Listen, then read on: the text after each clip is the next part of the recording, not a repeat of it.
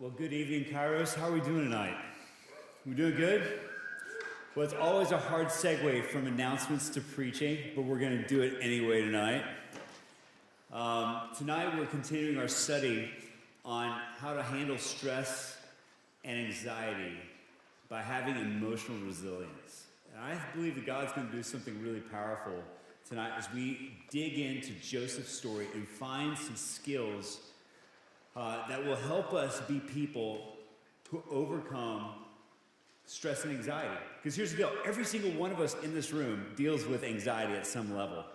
I used to think I didn't, to be honest. I think I used to operate as if anxiety was not my thing. But as I've continued to walk through this journey of life, I found that I wrestle with anxiety at a visceral level.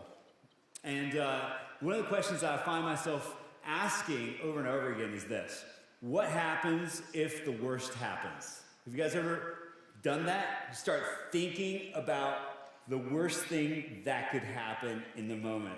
So some of us have flown on airplanes recently, and I flew on an airplane recently to Texas to pick up our son. And it was a different experience in COVID times because everybody wore their mask on the plane. It was like mandatory. And then they handed us something to drink. And I was like wondering, like, how's this supposed to work? We were supposed to wear a mask the entire time, and yet you hand us liquid, and then you gave us pretzels. But nonetheless, we're on the plane, we're flying on our way from Nashville to Austin, and as we're flying, we felt the plane start to shake. You guys have all been there, right? What happens when you hit turbulence? You immediately start thinking about the worst thing that could happen. All of a sudden, every single movie where planes start coming apart in the air starts flashing through your mind. All the instructions that the flight attendants gave you where you were sort of tuning them out start coming back in living color. All the pictures of stuff dropping from the ceiling and you having to put the mask on your face first, and then the loved ones next to you's face next starts coming through your mind, and you begin to think that this is the beginning of the end, and then you snap out of it and you realize it's not going to happen, right? On a more real level, some of us have had experiences with people where we started thinking about the worst thing that could happen. And I'm talking about the text after the great date, okay? We've all been there. You went on a first date with somebody, spent some great time, felt like you connected, and so you started thinking about the amount of time that it's appropriate to send that follow-up text. Some of you guys, it's like 10 minutes. You're like, great time. Some of you are playing it cool. You're like, it should be at least 24 hours. Then I'll send the text the next day, thinking about you. Hope you're doing well. And the whole point of the text is you're wanting some feedback. Like, was it as good as I thought it was, or was I making that up? Right? Has everybody been there? Was I the only one who was doing this? You send the message? And here's the problem. Sometimes you put that thing out there, and all you get are 3 little dots back. You know the ones I'm talking about, where it just is telling you that someone has seen your message, and they are writing you back, and then they disappear, and you never get the text message. At that point, you're straight up bananas. Like, you're like, where is this going? They saw the message, they were starting to write me back, and then they stopped. What was the message, and will they ever send it? And you start wondering if they're showing your message to their friend. They're like, oh yeah, this, coffee with this person, it just wasn't that great. And I was going to write them this message and then send it. And you immediately start going worst case scenarios. You start dissecting the conversation that you had. You're like, man, I told this joke and it wasn't that funny. And they had the polite laugh. And then maybe that was the moment they realized that we weren't meant to be together. And that's why they're not writing me back. And you start like spiraling out of control, right? We've all been there. And what psychologists call this, they call this catastrophizing. You start thinking about the worst case scenarios. And when we do that, our anxiety builds. And we begin to operate in a place of fear. And we all do this. We all have moments where we start thinking about the worst case scenarios, and our anxiety begins to grow. And what we know from science is that this is a biological response What our body does is our amygdala, which is part of our brain. Scientists call this the lizard part of our brain. I don't know why they call it that. They just do. It's a cool name for part of your brain. The amygdala. It sends the rest of your brain a chemical called adrenaline. We all know about adrenaline. It gives us that energy, that desire to either fight or flight. We either decide to fight the person, bow up, or we decide to run away. And we've all experienced that at some point in our life where we had that moment where somebody surprised us, we're like ready to bow up or ready to run away. But with anxiety, there's no one to fight. And there's no one to run from. It's simply our response to worst case scenarios. And if we're not careful, that can bring us to a place where we lose our joy and we begin to operate out of fear instead of out of health. And so tonight, my hope is, as we look at this ancient story about a man named Joseph, that we would find some guardrails on how to live in a healthy way, how to overcome this kind of fear and anxiety, as he actually did have the worst thing that could happen. So let's look at the scriptures. Would you guys turn with me to Genesis chapter 39? We're going to start in verse 19. Genesis 39, verse 19. We're going to read the text together. It says this: When his master heard the story, his wife told him, "These are the things your slave did to me." He was furious and had him thrown into prison, where the king's prisoners were confined. So Joseph was there in prison. But the Lord was with Joseph and extended kindness to him. He granted him favor with the prison warden. The warden put all the prisoners who were in the prison under Joseph's authority, and he was responsible for everything that was done there. The warden did not bother with anything under Joseph's authority because the Lord was with him, and the Lord made everything that he did successful. So I think it's good for us to set the table tonight as we start talking about this idea of overcoming anxiety and stress. Our guy Joseph was born the favorite son in his house. We studied this at the beginning of the year when we kicked off this series. And Joseph was his dad's favorite. His dad gave him the coat of many colors. And as a result, every single one of his brothers hated him. And they hated him so much that they sold him into slavery and told their dad that Joseph was dead. Now, I know you may have conflict at home. I promise you, it's not this level, right? Where his brother's like, literally, we hate you so much. We're going to tell dad that you're dead and sell you into slavery. But that's what happens to Joseph. And he goes to Egypt against his will and is sold into the house of a man named Potiphar. Now, God is with Joseph in Potiphar's household. Potiphar sees his talent for leadership and raises him up to be the leader of everything in Potiphar's household. And as Joseph rises in prominence, Potiphar's wife thinks that he's handsome, tries to seduce him. Joseph says, "No, I can't do that. I can't betray my master. I can't betray God." And as a result, we find Potiphar's wife coming to her husband and lying about Joseph. And Joseph is cast out of this house and thrown into prison. And here you find the worst thing that could happen. I have a rule of life. You know what my rules of life is?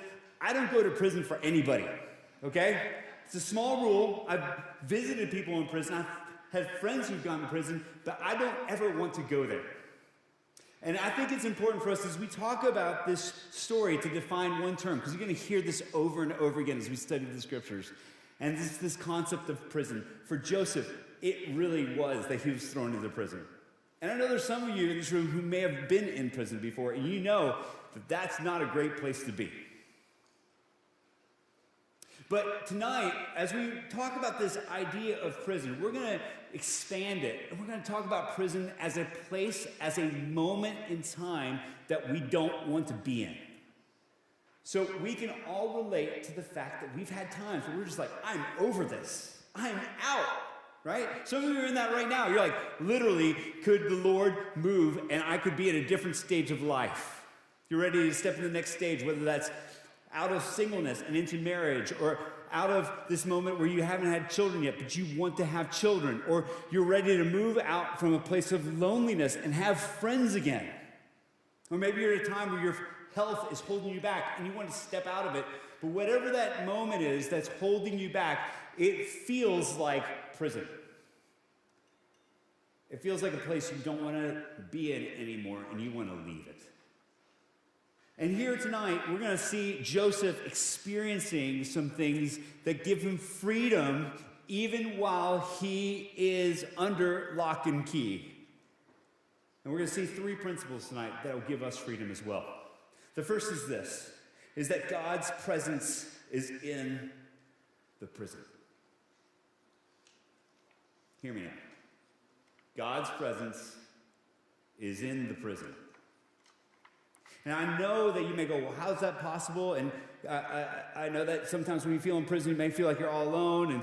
And even theologically, I can agree with that because God is everywhere. Duh, he's present everywhere. But in this story, we find that God reveals himself in a particular way in suffering and in hard seasons. I want you to look at one of the most significant passages in the scriptures. And it's the most significant passage in the story of Joseph. It's verse 21. Look with me right now. It says this. After Joseph is thrown in prison, after the worst thing happens, it says, but the Lord was with Joseph and extended kindness to him. He granted him favor with the prison warden. What you find here is that even on Joseph's worst day, God did not abandon him. God was close to him. Now, God was always close to Joseph, but in prison, Joseph was able to see God's presence and his kindness. And some of us are going through some really hard times. Some of us have experienced abuse. Some of us had somebody cheat on us. Some of us have had a parent tell us that we were not enough. Some of us in this room have felt the pain of life come very close to us. We've experienced it at a visceral level. And at the same time, what we find revealed here in the scriptures, and some of you in this room could give a testimony to it, is that in those difficult times, God was the closest. And God does not leave his children to be abandoned because he is a good father. And Joseph experiences God's kindness in prison. And he does it by giving him favor with the warden. Sometimes when we're going through the hardest seasons of our life, we can only see the pain, but God wants to bring us to a place where we see his provision. And sometimes we need to just look at what God has already offered us in those painful moments where he brings somebody alongside us so that we can know that he is for us and he cares about us and he sees us. And some of you tonight feel that way, and yet God is giving you a taste of his goodness as he sustains you, even though it's incredibly painful. Because God's presence is in the prison. Now, the second thing we see is that our response is our responsibility. Our response is our responsibility. And you may go, what do you mean by that? Our response is our responsibility. Well, there's a book written by a man named Edward Friedman called A Failure of Nerve. And a lot of us think that this is perhaps the greatest leadership book ever written. Now, this book talks about leadership, not about the skills that you need to have as a leader or about communicating as a leader or problem solving as a leader, but it primarily talks about the person that you need to be a good leader and how to take responsibility for what you're going through. And so Friedman has this idea that I think is important. So I've got a whiteboard here, and I want to share with you an equation that he uses when he talks about having responsibility. And it's this. H-E-R-O. Now, I'm a preacher. I stopped taking math in college, okay? Like, I'm terrible about math. Most pastors are. I, in particular, am terrible at math. So you may be going, why are you talking about math equations today? But this is not just a mathematical equation. This is a human relationship equation, okay? And the first thing we find here with the HE, this stands for the I'm going to make sure I get this right because it's going to come up on the screen. I want to make sure that I get this right. Is the hostility of the environment.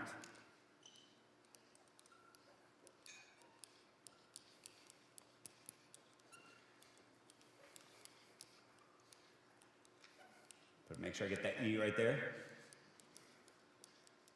I'm running out of space. All right, hostility of the environment. That's the environment that we're in. It could be a dating relationship. It could be a roommate situation. You know what I'm talking about when you have a roommate that's hostile towards you? First they seem like they're great. Maybe they're assigned to you by your college or university, or maybe a friend hooked you up with them. They're like, hey, you guys would be great. Or maybe you were even friends, and then you realize that they're a crazy person, okay? They're like labeling their food. They never wash the dishes. They blame you for it, right? They don't pay their rent, but it's hostile. The environment is hostile. So that's the top part of this equation. The bottom part is the response of the organism.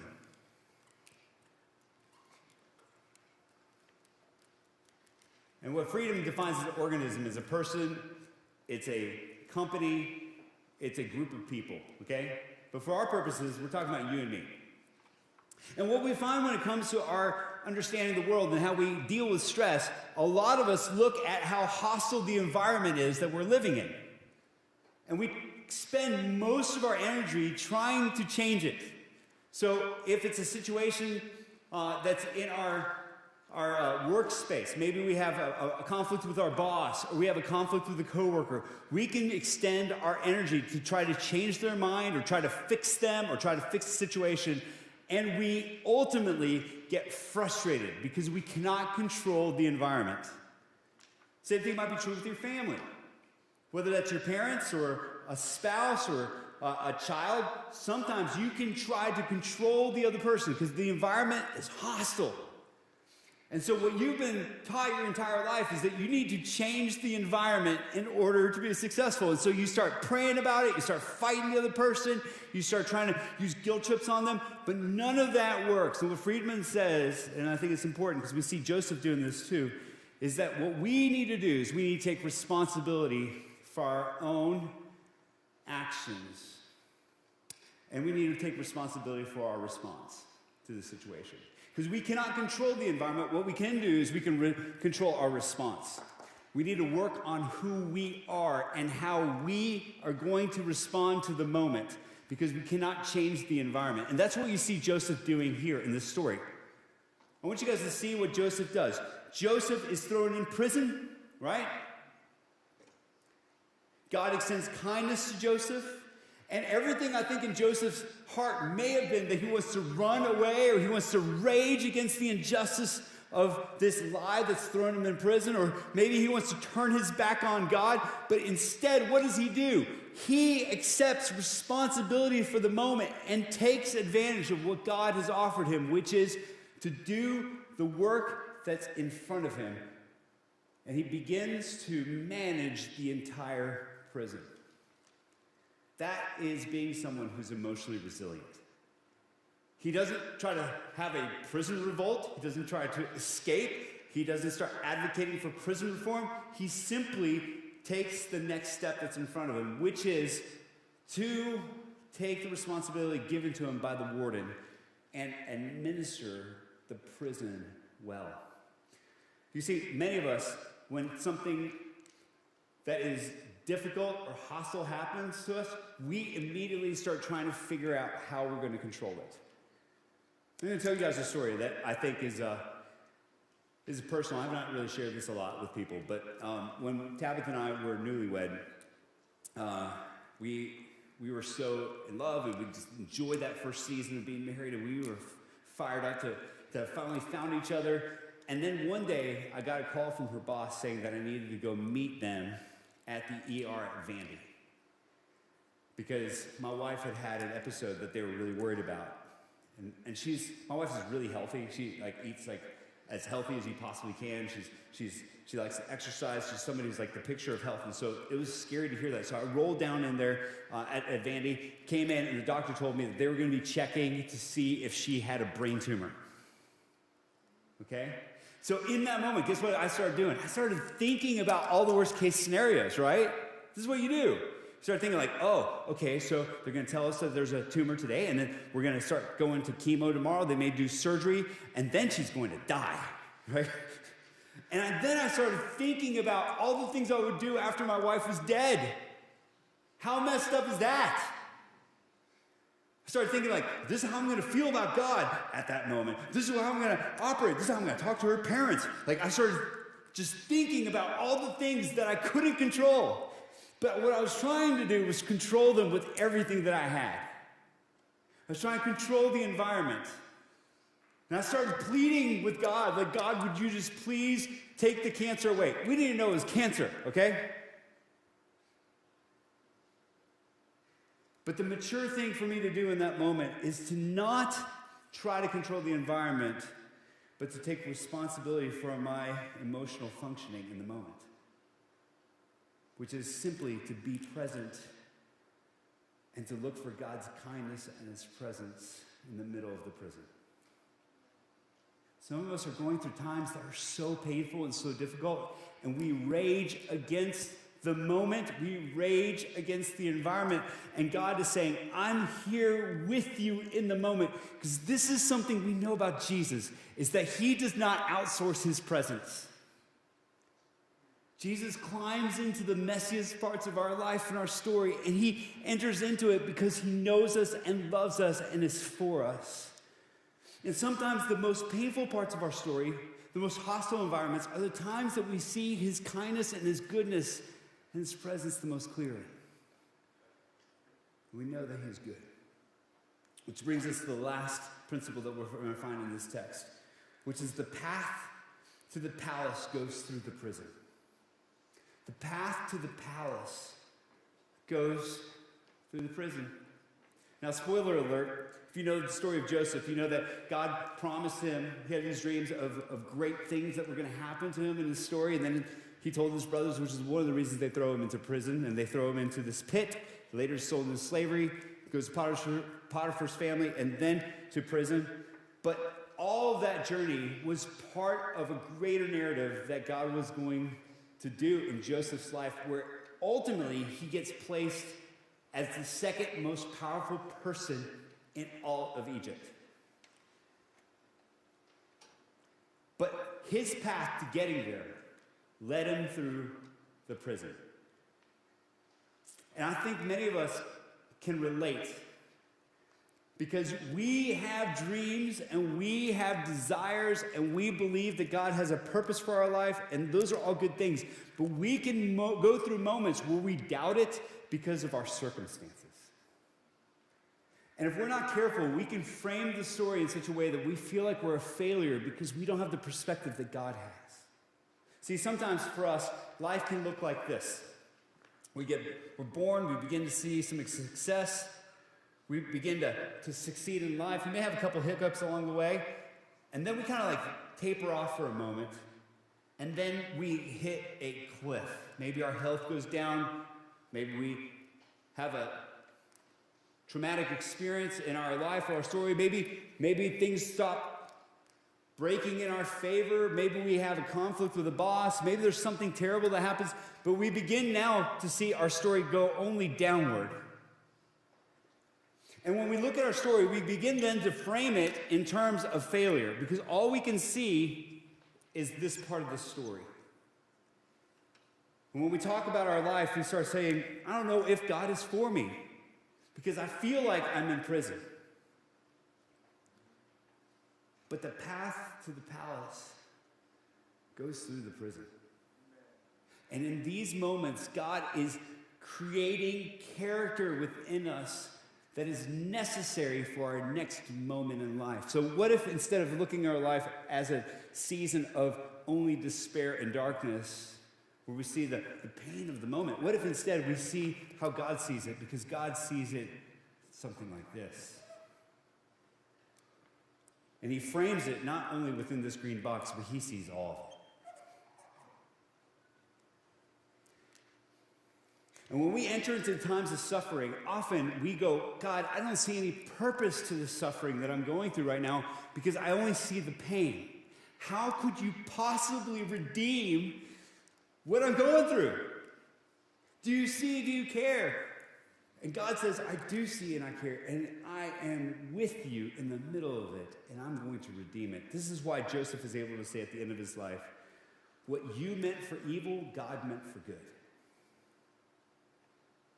What you meant for evil, God meant for good, because he is able to see that God's plan is bigger and more beautiful than what he could have written up himself. You know what Joseph would have probably written up himself if he was telling his own story? It would have been something like this: that he grew up in a well-adjusted middle-class family in Canaan. He got selected to go travel abroad to Egypt one day, so he's like, yeah, it sounds great. So he goes to Egypt to go see the pyramids and hang out along the River Nile and experience a different culture. And while he's there, he gets accepted to become an intern in the palace. He's like, great, I get a chance to start working here with Pharaoh and kind of learn the ropes in a different country. And Pharaoh one day comes to him with an idea. He's like, hey, we got this problem. Do you have an idea? And he says, yeah, I've got a plan. And then Pharaoh elevates him. There's no suffering at all. It's simply moving from strength to strength. And if we're not careful, we think the same thing about our life, right? We think everything is going to go from one success to the next. And then we run into the painful reality that this world is filled with trouble. But take heart. God will be with you when you're in the prison. God wants you to take responsibility for your response, which is to lean in and trust him. And God ultimately will move you from a place of prison to a place that he ultimately wants you to be, which is the place of his favor. Now, that time may be on this earth, it may be in heaven, but rest assured that God is for you. The longer I've walked this journey of life, I've realized that the central theme of the scriptures is that God loves you. He is crazy about you. He loves you so much that he sent Jesus so you could have hope both now and for eternity. And he doesn't give up on his kids. He doesn't. Even though you may feel like he's given up on you, he never gives up on his kids. I shared with you guys that we just walked through an adoption, and we're in the middle of that process right now. And I think the biggest realization I've had just like a month into this is that God loves us so much more than we can imagine, and he has chosen to enter into that. And there's something powerful about the gospel story of adoption. That's what God does. He adopts us. And it's not because we were just forced upon him or just because it was part of the natural reality of the world. It's because he chose to bring us into it. And he said, I'm going to give you my name. I'm going to give you access into my family, and you are now mine, and I will do whatever it takes for you. That's what I'm feeling right now with my son. And God feels that way about you. So as we close, we're going to take this time to do what we call 120 seconds, which is basically a time of reflection, okay? So we reflect and respond. We're going to take a couple minutes while Boggs plays to reflect on two questions that I want us to think about that are at the core of tonight's message. And the first one is this: where is God showing you his kindness? So carve out some space, at the table you're sitting at or in the chair that you're at, so you didn't think. Like, you may be going through the worst week of your life, but where is God showing you his kindness in the middle of it? Maybe there's a friend who reached out to you, or maybe there's a moment where you just got to see that God is close to you as you were reading the scriptures. But where is God showing you his kindness in your life? And then secondly, will you trust God in your current crisis? Whatever it is that's keeping you up at night, will you trust that the path to the palace goes through the prison? And in this moment, you're not alone, but you're beloved. So just rest in that. Two questions. Where's God showing you his kindness? And will you trust God with your current